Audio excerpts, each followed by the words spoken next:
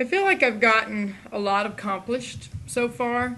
Still have a lot of things that I would like to get done, but I think that the most critical thing that I got accomplished so far as talking about laws and bills, was I remember before, let's see, I was elected, but we hadn't gone into office yet. So it's probably like in January, before session began.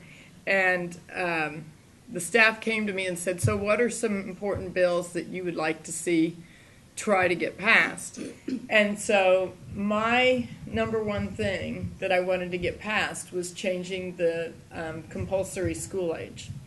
So I'm really excited that that has been accomplished, and I think that it really is going to make a difference in so many things that people don't realize.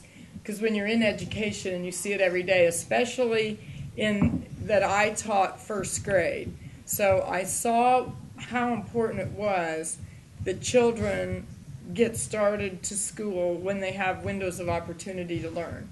And we were missing the boat. We really were, because the law was that they didn't even have to start school until they were 7, which most kids are in second grade when they're 7. So it seems crazy that that's what our law would say, but we were able to get that changed. And I was really, I guess that I was new, so I didn't realize I was taking on Mount Everest, but you know, as time went on and people talked to me, I realized that this was quite a challenging undertaking for this to be one of my first bills to present. But I knew it was very important, and to me it was just common sense. I couldn't imagine why it would be difficult to get it passed, because to me it was just common sense. That if the law is 7, kids aren't even, they're already to second grade by then, that, you know, to me it should be back to first grade or even kindergarten, so, or even preschool. But so in seeing how the whole thing went, it was really an education for me, and I'm kind of glad it was the first one that I was involved in from start to finish, because I was able to see through the whole entire process of what I consider a very important piece of legislation. Did it go down to 6, by the way? The age? The age, well, it's not a real simple, straightforward answer. I wish it was, but it's not. It changed so that now, if the child is, like if you would be 6 in the summer and then your birthday would be in the fall, then that's when you start, and it gets very detailed. So it used to be if any time in the whole school year you turned 7, then, like let's say your birthday was May 20th, and you turned 7 May 20th, then it used to be you didn't have to start school till that May 20th of when you were 7. But now it is at the very beginning of the year. So if you're 7, you have to already be in school that year. Do you remember the bill number? I don't, but I'll be glad to get it for you and get back to you. And were you the chief sponsor? Well, see, now this is a story in itself, because I was originally the chief sponsor in the House, and that's where it originated. Then, as I said, I learned the whole process through this one. So then Senator Lightford picked up the bill, or I don't know if she changed the number of it or name of it or something, but it was substantially the same bill. So she picked it up and ran it through the Senate, almost simultaneously when mine was going through the House. Well, as mine was going through the House, I had the votes to get it passed, but a lot of people were like right on the bubble. So I was like, okay, and it was a really tough decision. Do I go with my original plan, or do I go with like stepping it down just a little bit to get it passed and then come back the next year and try to step it up a bit? So I decided, okay, I'm going to drop it back one step, try to get that passed, and then next year take it another step, because I think that happens too often.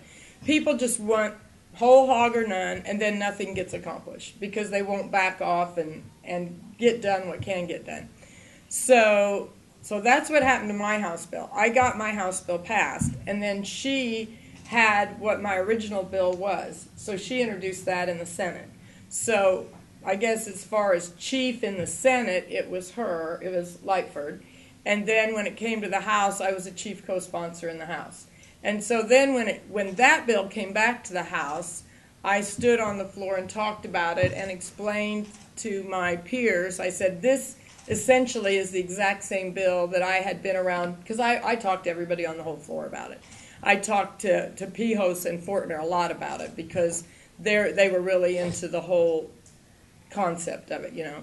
So anyway, when I spoke on the floor, I explained that this was essentially the same bill as what I had, only it was like the first step of my bill of what I had backed down from. So then it passed, and you know, I'm not about getting credit or this is hers and that's his and whatever.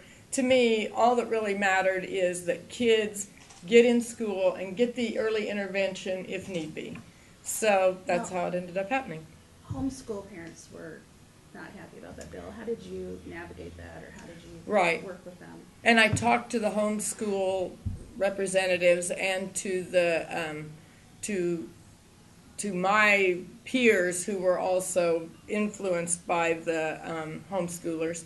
And what I tried to explain to them was, I'm not here to tell homeschool parents what they have to do or when they have to do it.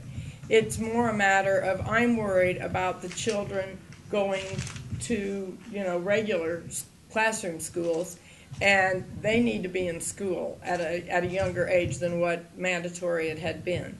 So through explaining to them, I think that they finally came along to believing that, okay, you know, this doesn't really, and I learned a lot about homeschool law through all this. Homeschool law is simply that your child just has to be homeschooled. There really aren't very many laws in place of what they have to do. So it really didn't affect them the way that they were afraid that it would. I don't mean to make the whole session about this, but you said that you have to make a compromise or not get everything you want. So what was cut back out of the bill from your initial version to the version that passed? Well, the good news is nothing. My original version is what passed. But what I passed in the House had been cut back a bit, but then what Lightford picked up in the Senate was originally what I had. So then I was thrilled, because then we were able to get it the way I originally had wanted it anyway. And was this a big problem in the 96th district? The kids not going to school on time, was this a big problem in your district? Yes. This is something that a lot of people, I don't know if a lot of people are aware, but as a teacher, I saw it a lot. I saw problems with kids in kindergarten whose parents they just didn't go to school that often. So truancy was a big problem, and they were like, there's no mandatory kindergarten in Illinois. My child's under the age of 7. They don't have to be here. It's my choice. So they kind of would come and go as they saw fit. Now, I don't mean everybody. I just mean there were some groups of children that happened to. And, you know, when I taught first grade, the first week of school, we tested them that they could read the 19 sight words from kindergarten. Well, you know, if you've got a kindergartner that just kind of comes and goes to school as they please, it's really difficult for them to have those 19 words mastered. So words like or I, or I mean, to us it's easy, but to them it's hard. So, you know, this was a big problem that we faced, because already when you look at disparities on ACT scores, you've got to go back down to kindergarten and look at the disparity of what was happening in their foundation. It's like building a house, and you always look at the roof, but you forget to look at the foundation. The ADM tax break, bill, or the discussion that was up in the fall. Senator Menard kind of took the ball on that. We didn't hear as much from you about it. I just wondered if you could talk about that a little bit. Like, was that not something you weren't as interested in, or? Well, I was very interested in it, and I was at the table oftentimes in the negotiations. It was a huge concern to me. I guess I was a little more hesitant to jump in on that, because I really wanted to sit back and study the whole picture before I made a commitment to it one way or another. And the way it ended up at the end of the day was, originally ADM came and pretty much said, this is what we're doing. And you know, now Decatur's going to lose all these jobs. So that was very upsetting. And through time, we did some negotiation back and forth. Well, not some. We did a lot of negotiating back and forth. Andy and I together, Andy by himself, I by myself, talking to Pat Wirtz. I talked to Pat Wirtz, he talked to Pat Wirtz, and Greg Webb, and, just back and forth. And so we finally got a compromise at the end that, here we are looking at the mess that the state is in financially. And yet we're looking at a Fortune 500 company that is without a doubt the largest employer in Decatur, and they're taking jobs away. And it was very upsetting to everyone in the community. So through this negotiation, we felt like, this is how Andy and I felt. We felt like they're going to leave. We can't stop them leaving from Decatur. That's their right as a business owner. So they're leaving. What can we possibly negotiate so that our community gets some perks back from it? So at the end of the day, we were guaranteed the 100 new jobs of people coming from out of state. We were guaranteed 500 more jobs that, we can say, well, people could retire and then, they were going to reinstate someone new. Well, really not necessarily. That's a company's choice through attrition if you're going to keep a person or not. So then that was 500 more jobs. Then we were talking about millions of dollars that were going to come to the school district and come to other programs through contributions that they were going to give to other things throughout our community. So at the end of the day, we felt like, okay, they're leaving. We can't do anything about that. The negotiations that we have talked about are going to at least bring, some good paying jobs back to Decatur, which to me that's the most important thing in my job, in the job I do right now, is trying to put people back to work.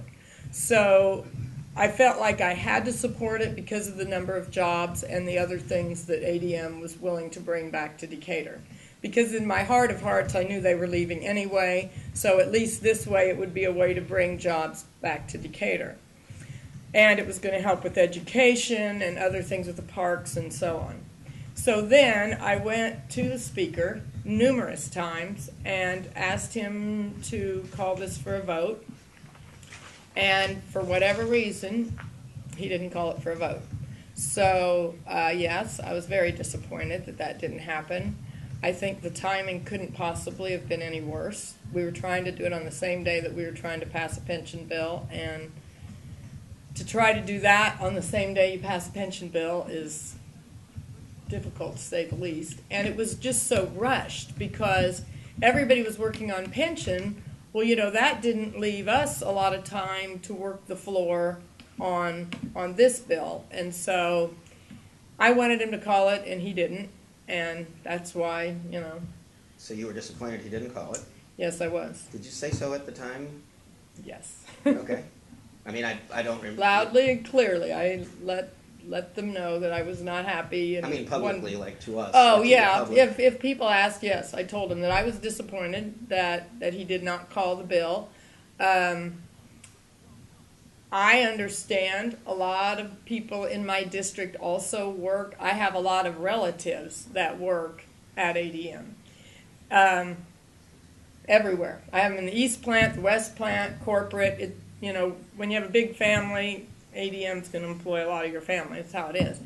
But, I understood also the side, the people who worked in the factory and what they're looking at. Because they're looking at it as, okay, I'm giving my taxes are going right back to my employer, but I need those taxes to be paying for roads and bridges and such, and yet they're going back to them. And then they were talking about raising my fee for my Dish TV, and so, I understood both sides of this. So originally I really wasn't for the whole thought because ADM really wasn't offering us anything in return. They just wanted the money and run. After all the negotiations, I felt like, okay, for Decatur and Central Illinois and the people, I'm sure there are people in Springfield that drive over there to work. I felt like it was, a win-win. So do you think Speaker Madigan has too much power? Yes. And what would you do about, you could have put out a statement, you're upset with the speaker. Of course, the speaker also, helped, gave $300,000 to your campaign. Did that have any effect on how public you are about this, or what you would say? No. And if you think he has too much power, what can be done about that? I don't know what can be done about it, to tell you the truth. I know what I do is it's really a kind of a weird setup in that my boss is not Speaker Madigan. My boss is the people that live in the 96th district. So those are the people that I feel like I talk to the most. Those are the people that I answer to. Those are the people that I come to the Capitol to try to be their voice and represent. And when I was walking in here this morning, I saw this little old man, and he had his hood all pulled up, and he looked so cold and sad, and I just thought, you have so many needs, and there's no way you can go to the House floor and say, look, this is what people like me need. And I thought, that's my job. My job is I look around this room, and the people in this room, every one of us have different needs. My job is to go and let the Capitol know what we need. That's my job. And so these are the people that I answer to. Arguably, you have argued early for removing the tax that was the 6-7% tax that was increased immediately. You wanted the sales tax removed from gasoline. So arguably, the state wouldn't have as much money to take care of needs if you had your way, unless you told us what you would cut. So isn't that a conflict right there of what you say you want to do and the other stuff you say you want to do, which is cut taxes? Well, I have a whole list of things that I think need to be done at the Capitol. And this is where I can see on the surface where a person would think that, Bernie. The problem is this. We have needs, and we have wasted spending. And we can't just keep taxing people so that they can pay for all this wasteful stuff. We need to put people to work. And the way you put people to work is you don't tax them to death. And then over here, you've got to cut the waste so that you don't need as much tax money to take care of the people. So, I have a list. Okay, give us a couple of things Okay. of that. And I didn't write everything down, but this morning I jotted some down just so I would remember. First thing is we paid $2 billion back in old bills, and I was very adamant and very vocal in our caucus that this has got to be a priority, because in my house, I don't and never have believed in you spend and then you save and try to pay back. It's that you save and then you spend. And so this business of drumming up all these old bills, which I sort of feel like I'm in there being the cleanup lady because they made a mess and now we're here trying to clean it up, but somebody's got to do it. Cutting legislators' pay. I was a sponsor on that, and we did get that passed. I'm still arguing with them and trying to get the planes grounded. I think it's fine for everybody to ride in a car or a bus or a train. I don't think some people should need to be flying in an airplane.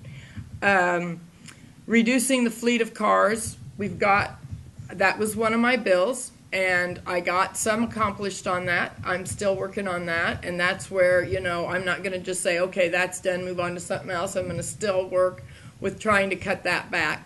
So there are cars that the state owns that are not even being used. There are cars that people drive that, they don't even hardly use them for work, and yet they're sitting in front of their houses on our tax dollar. That's not acceptable. Comptroller and treasurer, I don't see any reason that we need two separate offices. I think those could easily be combined. I can see getting rid of the lieutenant governor. I don't see where that's a position that, for the amount of money that's paid, I don't see where it's necessary. I'm not saying the person in the job doesn't do their job. I don't mean that at all. I'm just saying that I think that those jobs can be taken on somewhere else.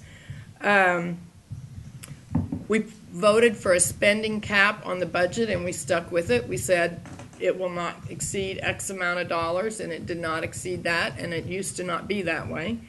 The pension, You haven't brought it up yet, but I will. I feel that the pension bill is going to be found unconstitutional. It upsets me a great deal. I voted no. I'm sure you all know that. I feel it's unconstitutional. It's very upsetting because now what are we going to do? Now we're going to spend a lot more money on attorneys and all that. And it's money that the state doesn't have. Couldn't we have just passed something that would be constitutional to begin with, and then we wouldn't be in this pickle? And it just bothers me because I understand that a promise made is a promise kept. And you can't employ a person and say, okay, this is going to be your pension someday. You know, right now you're going to start out with a small salary. You can get more education. You know, you'll make a decent living wage by the time you retire, but for your first 10 or 15 years, you really aren't going to make much. But you got to know that someday you will have a secure retirement. Teachers don't pay either nothing for some or very little for others for Social Security. Like if you're a teacher and you work a summer job or an evening job, you pay into Social Security, even though you probably will get none of it back or very, very little. Pizza a month at the best. So, you know, this is people's livelihoods, and we're affecting even people who've retired, that are 80 years old, and we're affecting their pensions that they'd counted on. So if all of those cuts were made, the airplane's grounded and not ours, do you have any idea how much that would save? Given that we're... This is just the tip of the iceberg, Bernie. I think there are a lot more things. There are people, did you know this? There are people that sit on committees and boards, and they get paid for doing this. And they maybe sit there 4 meetings a whole year. Some of them even get pensions. I don't think you've reached 500 million yet. And, you know, we're billions in the hole here, and you want to cut billions from the tax base. So, you know, where's the big stuff? Well, when you add, it's sort of like you go to the grocery store. You can either not buy that one big turkey, or you can save it back on a lot of other little things. And there are so many little things. My sign bill that we got passed, that cut $10 million a year right there. So I don't know if you're familiar with that, but we had a bill for monitoring highway signs that was costing the state $10 million. IDOT disputed the $10 million. They didn't know where that number came from. That's the fiscal note that I got on it. Okay, because I'm not sure they had anybody actually checking those signs. I mean, it was a business expense that was removed for certain businesses to pay a fee. Right, right. But then the state is actually paying this company to go out and monitor the signs. You know what company? I can get the name of it. I don't know off the top of my I don't head. think I included the $10 million figure you gave me because I didn't know what you were talking about. Yeah, let me find out about that. Well, these reforms are encouraging, but I would point out you're in the majority with a good relation with the speaker. So, is there any reason to believe any of these things could actually happen? Of what my list is? Yeah, all these things are. I mean, I sure hope so. Do you have drumbeat support for these in the Democratic caucus, the majority over there? I mean, these are all ideas that play well, but you guys are in the majority, so what can you get done? Right. I hope we can get all those done, and I really don't think I'm being a dreamer because I don't take no easily for an answer, and I keep going back. Do you have strong support, sponsors, leaders, or anything like that you can tell us about with some of these initiatives? Sure. Well, the ones that I talked about, a lot of them I am the chief sponsor, like on the planes, on the cars. I was a sponsor on legislative pay. I was either a sponsor or voted for a lot of these, and then I just think we just keep going back at it and just keep trying to cut back on it. But it's the speaker himself who's been against combining the treasurer and comptroller's office, so that rather seems unlikely that that's going to pass as long as he's still speaker. Well, I don't know. If there are enough of us that feel that way, then I'm not so sure that we can't convince him to change his mind. And that would take a constitutional amendment? I don't know. I'll check on it. I'm not sure. Have you introduced anything, or is there any legislation there that you are on for that? Not on combining. That's something that we're looking into this year. Okay, because the Constitution sets out what the constitutional officers are. That's right. called constitutional. Right. speaker also write the statement? I think the speaker Yes, he does write the does. state plan, and probably leadership from the other side too. And guess what? We've had conversations about that. So you say he wants a salary cut too? I asked them straight up when we're going to call the bill for the planes, and they're not too anxious to do it. And I said, well, I'm not going away. I'm going to just keep letting the whole world know that these planes are being flown around, and I don't see any point in us having them. Okay, you have said that you would allow like the emergency helicopters and the Right. state police. I'm plane not or saying whatever. that the state of Illinois can never fly a plane for any reason. I'm saying that the plane to fly just people, I'm going to call them just people, you can call them whatever you want, but people just back and forth to Chicago, that's ridiculous. Now, in emergency services, that's different. What Have about you the, flown on any of the planes? Have No, you had to- no, what about the temporary tax? Did that just expire? not yet. The temporary tax that's going to expire January 1st, you mean? Yeah, I mean, could, I put in it, and I sponsored a bill to put an end to that, but Immediately, right? yes, I don't know if he'll call it up or not. Well, you said the temporary tax should not expire immediately, or what? No, you mean it won't be called immediately. You think it should expire immediately. Yes, Oh. yes. where will the revenue come from that generates? How will you get that revenue? Or I'm don't you talking need- about the same kind of ideas over here on the saving side. And, here's another thing that I need to address here. My hope, too, is that if people keep the money in their own pocket, then they have money that they can go spend as they see fit, instead of giving it to the state and then they can't afford to do what they need to do at their own house. Go ahead, John. No. Okay. Representative, you told me a while ago at City Hall that I think it averaged out to about 10 hours a week. You said you'd spent more than 500 hours going door to door since you were inaugurated. I think it's important, which I think comes out to about 10 hours a week. Oh, I wish it was only 10 hours. How No, many hours a week do you do? Oh, I walk probably 25 hours a week. Okay. Situation. You're in office. You got a lot of constituents who need services. Uh-huh. You are trying to get some bills passed, which means Yeah. you need to be on the phone or Right. talking to your colleagues. Wouldn't it be better to spend your time working your job instead of going door to door, which I understand you think is part of your job? Yeah. But isn't that too much of a part of it if you're spending 25 hours a week talking to people at their doors as opposed to once you're in, getting stuff done over there? I understand where you're coming from on that, too. I feel like, I don't know if people realize how anybody does this as a part-time job is beyond me.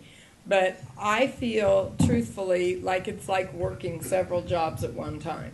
But, we're talking here to Sue Scherer, who I went back to school, I was a teacher, and I had 4 kids. So, I'm kind of used to multitasking and getting a lot done. And I'm blessed in that I'm a fast worker. But I feel like the only way that I'm going to stay in touch with what people want and what people need is to be there and talking at their doors.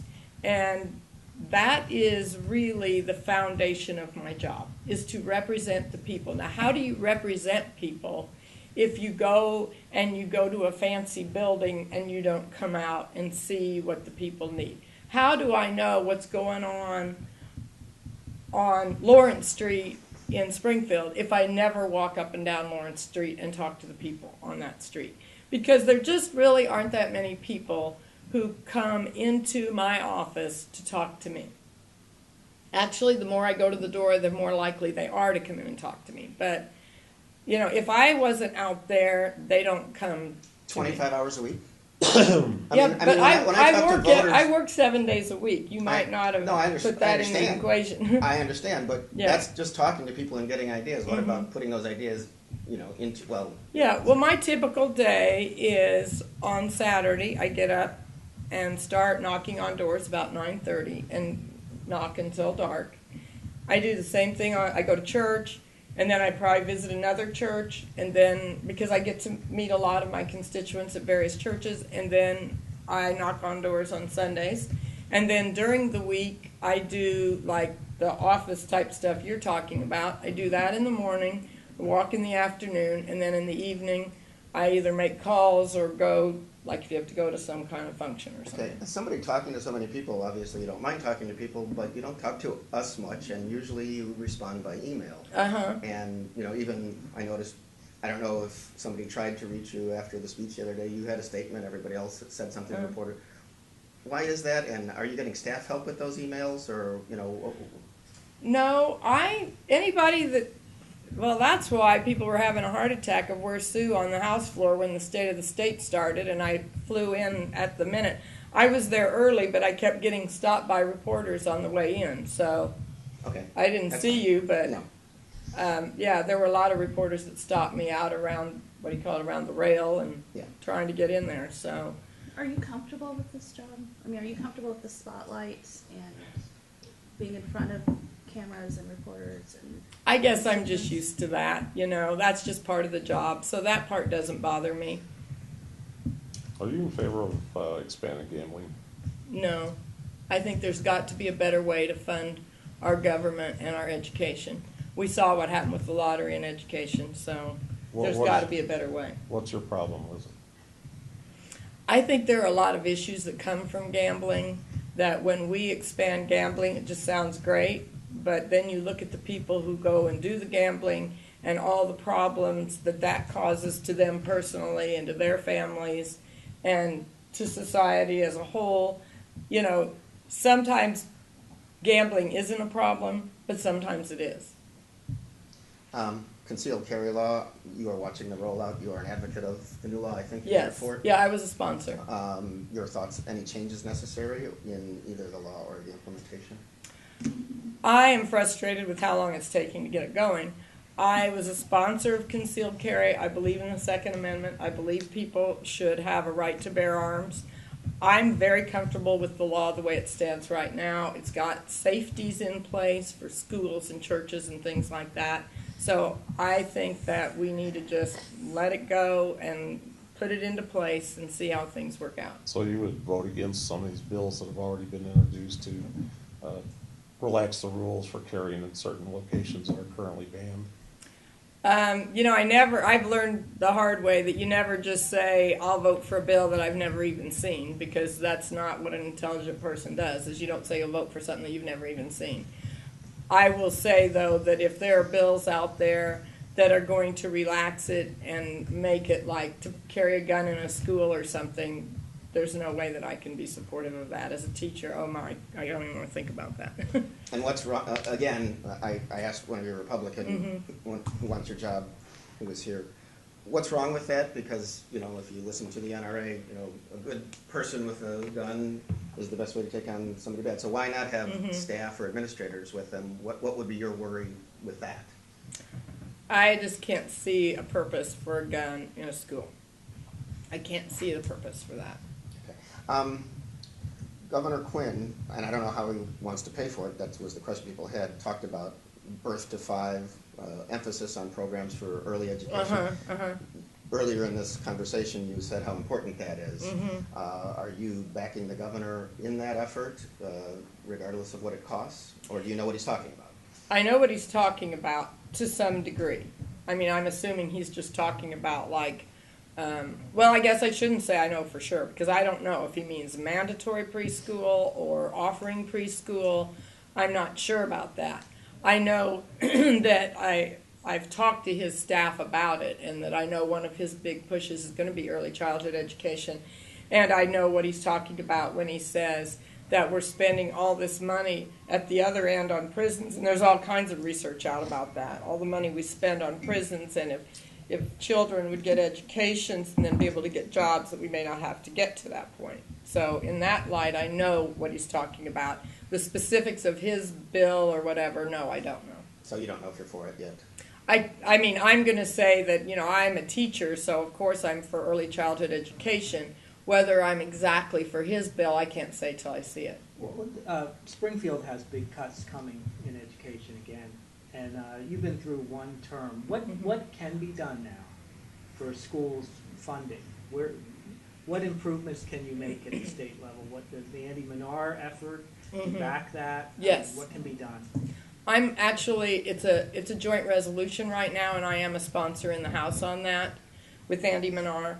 He and I feel this exact same way. I remember clear back, they had A-plus school funding, oh gosh, maybe 15 years ago or so. And I remember as a teacher fighting hard for that. And I have met with the State Board of Education and the Principals Association. We met just not that long ago. And I discussed with them how unjust it was that the students downstate and the students in the North Shore or what suburbs, however you want to put it. I understand that all of our kids, your children, my own children, and our students, they're all trying to get into whatever, University of Illinois, ISU, wherever. So they've got to all be prepared to the level that we're on the same playing field so that our kids can get into school just like them. What's not fair, though, is we let it go on, and this has gone on for so long, and I get very upset about this. But we put it right back on property taxes, and there's no way that our students are ever going to get a fair shake on this the way it stands right now. It's not fair. It's unjust. I just can't believe that it has continued for as long as it has. There's no excuse for it. So should there be more state funding?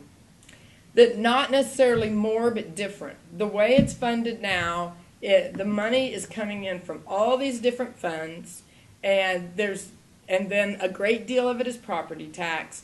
And the difference is what happens, to put it in a simple man's terms, is EAV is your equalized assessed valuation.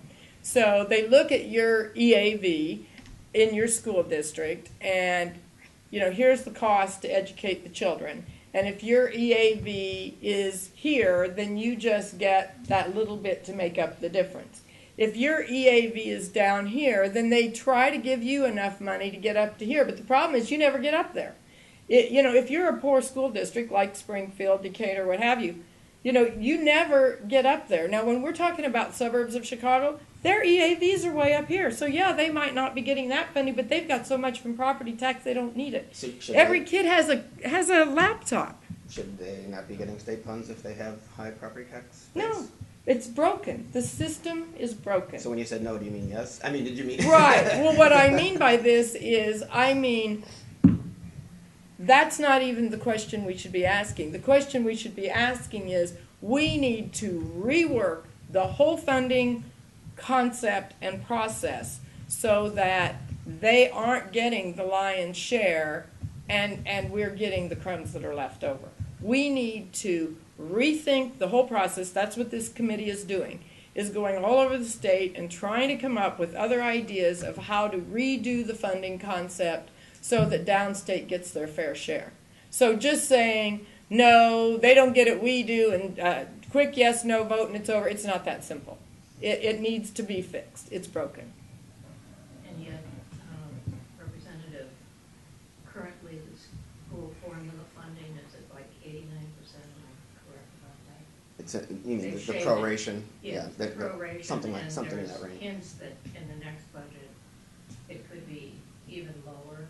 It's speculation at this point, but with the tax going away, it seems likely. So, given your position on taxes and the imminent need for school funding, how do you reconcile those two positions? That's why I feel that the whole, trying to figure out the word that I want to say here, the whole way that schools are funded is not correct. It's not fair, it's not just, and it's just a mess. But do you think So- that can be cured this session? Well, I hope that we can bring up a bill that we can change it. And that's what Andy and I are both working on, is to bring this to the floors and try to figure out a different way to do the funding so that it's fair. But even if you find a new formula, if you take $6 billion out of the pot that can be used to fund that formula, aren't you being counterproductive? What are you talking about? If you don't have as much money... You're talking about the how- tax thing? Yeah. Is that what you're Right, talking right, about? right. That's when I go back here to where I've said it a million times, but I'll say it a million more. There is so much waste in state government that it's criminal. How many staffers do you have? I personally, I have a lady that works for me in Springfield and a lady that works for me in Decatur. Gina Lathan is your primary opposition. There are two Republicans running also. Why are you better than her or them for this job? Well, I think for a multitude of reasons. I think that the number of people that I've spoken to at doors and other places gives me a really good grasp of what people in our district need. And I feel like if someone asked me to describe myself, I think I would say I feel like I have the heart of a teacher with the strength of a leader. That's how I would describe myself. So when I talk to people at their doors, I feel like I try to not talk as much as I do listen. And then I take what I hear and I go to the Capitol and I try to get things accomplished law-wise and bill-wise that will help people. I also feel blessed that I have outstandingly wonderful staff in both towns, that when I'm out knocking door to door, I call my staff and I'm like, here's the problem, blah, blah, blah, here's the name, the address, get right on it, please. And if it doesn't get solved, then I back up and make the call myself to try to help people get things done that need to be done. And so I feel like that's another reason that that people would want me to be in office, because I am at their door, I am seeing what they need. And I think sometimes we, like people, myself included in this room, sometimes we lose sight and we get wrapped all up in laws and bills and the Capitol and all that, and we forget that the representative is there not only just for that, but to help people. And I don't think it's fair, but I have learned that this is life, that a person, Sue Scherer, before she was the rep, could call this department that. You don't even really know who to call. You finally figure out who to call, and they just, you don't even get a great response. But for some reason now, when Sue Scherer calls as the representative, you can get right through and you can get things done. And so, the harder that I work at that element of my job, then the more people get served that, just last week I had a lady who wasn't getting her food stamps, and there'd been a big mess through Obamacare with trying to get the food stamp thing taken care of. So from that, this poor woman has had no food stamps, and she's trying to make ends meet. She's single parent with little kids, and so, I was able to make a call and say, hey, what's the deal? Well, her name got lost in the shuffle, and so, now she's getting her food stamps. Another guy, you should see the house across the street. He says there are rats in there. There's every kind of living animal you'd ever want to know living in that house across the street. And so we were able to make a call to the city and say, what's the status of this house? And we found out it's going to be demolished within 60 to 90 days. So, and the houses around it really weren't that bad. So that's going to totally improve that neighborhood. Was that Springfield or Decatur? That issue was Decatur, that house. But I'm not saying that issue doesn't exist in Springfield, because I deal with it. Well, I haven't seen any of them, thank God, in either town, but rumor has it. So, this is a public service thing that I feel like I do. But most importantly, I want people to know I'm their voice at the Capitol. I'm here to serve them. And my friend said to me the other day, she says, I love shopping and I love giving people little gifts. She says, and people don't understand it, but I do it for my own self. And she says, you should do something that you really like, just because you like to do it. And I said, you know what, Jill? I really like to talk to people at their doors, find out what they need, and then do everything I can to help them get that. I said, I get this tremendous sense of satisfaction from that. And I said, it's kind of like at Christmas. You give somebody a present, and truthfully, you enjoy giving your grandkid the gift probably more than your grandkid likes getting the gift. And that's how I am about this job. We are coming up on winding down. Okay. We'll take a few final questions. You're in favor of capital improvements plan to put people to work, is that correct? Or extending it? Yes. Now, I haven't seen the exact, I guess you'd call it a bill, so I want to look at the exact details of it, but we need to do something to put people to work. All right.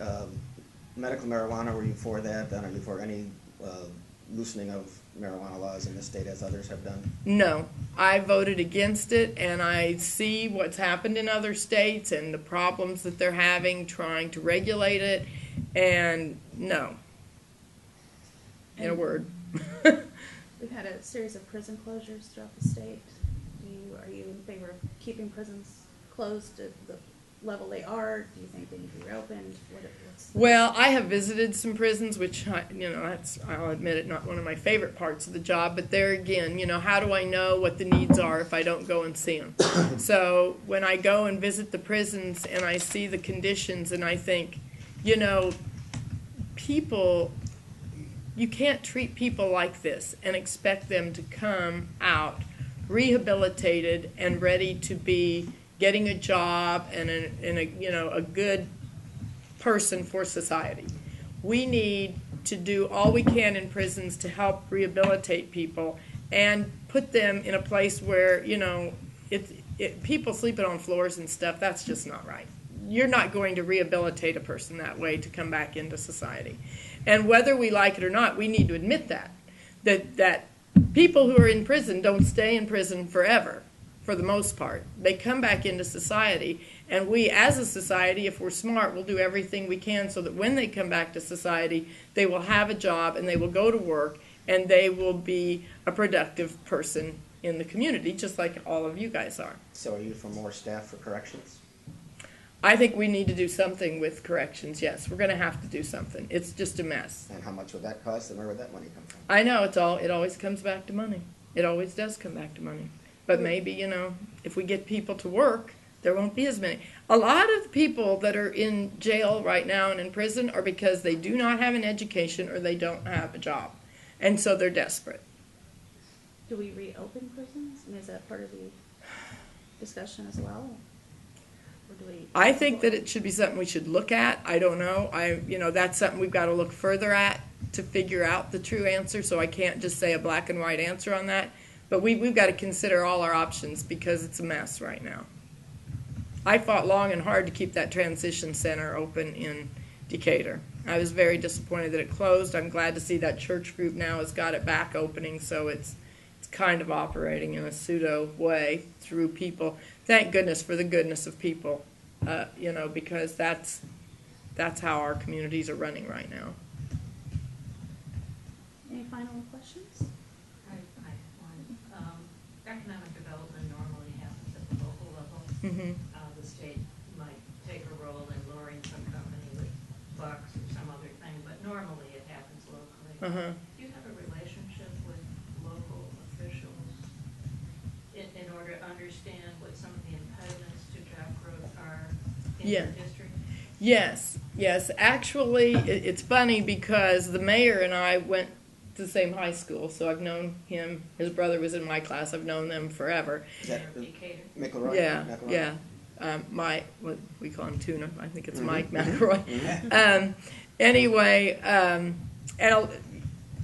just through living in Decatur my whole life, I know many of the small and large business owners. Just through our kids go to the same school or we go to the same church or whatever like that.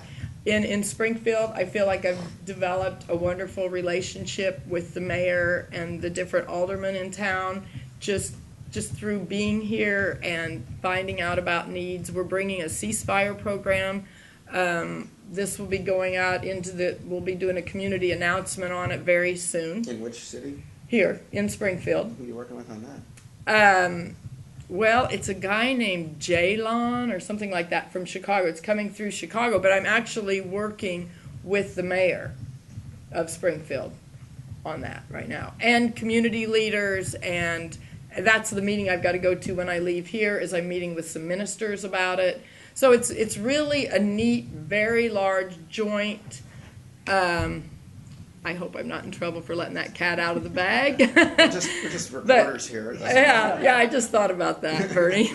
But I've been telling people, but I haven't made the public announcement of it. But the community meeting is coming up. It was supposed to be during one of our last snow blizzards, so it keeps getting postponed because of the snow. But anyway, we're going to have a large community. I've already met with the community leaders. I've met with aldermen and the mayor and the police and everybody else that we could think of. We called and invited, and we sat down and explained it. We've met with the ministers and Springfield Urban League.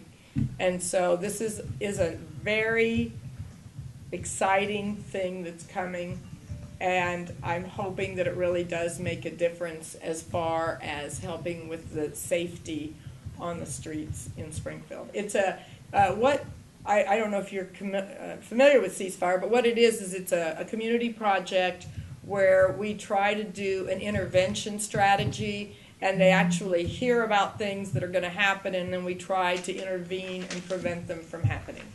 And does that cost anything, or is that all volunteer? Both. And you Both. get state funding for that? State funding and volunteer, both. And you know how much from the state will come? Well, we're still working on trying to get what we can get on that. But that's through, I think I shouldn't say. I don't want to be So does that quoted mean you're wrong. for I thought T.O. it was Hardeman for Gov, or what? No. Okay, you're a Quinn person? I don't even know who T.L. Oh, he's a ceasefire guy from Chicago who's running against Pat Quinn. Oh, that's who it is. Right. I assume you're for Quinn I for re-election. am so wrapped up in my own life. Look, I don't even know who did you say this is? The guy? T.O. Hardeman, he's just the Oh. guy on the ballot against Pat Quinn in the Democratic primary. Okay, all right. Are you supporting Governor Clinton for re-election? I don't know what I'm doing yet. I don't like it, to tell you the truth. I had people call me about the congressman that's running, and it's just, I don't like being put in that position because... You don't know if you're for Governor Quinn for re-election? Well, here's the thing. When I put in that position, it's like I feel like people look at me and they think that I know everything there is to know about these candidates, and I'm like a lot of people. I'll decide, a couple days before the election. I will really do my homework. So could you and vote figure for a out. Republican for governor? I doubt that, no. But it's possible. Well, because I will be calling a Democrat ticket in the primary, Bernie. It's be the first time I can ever vote for myself.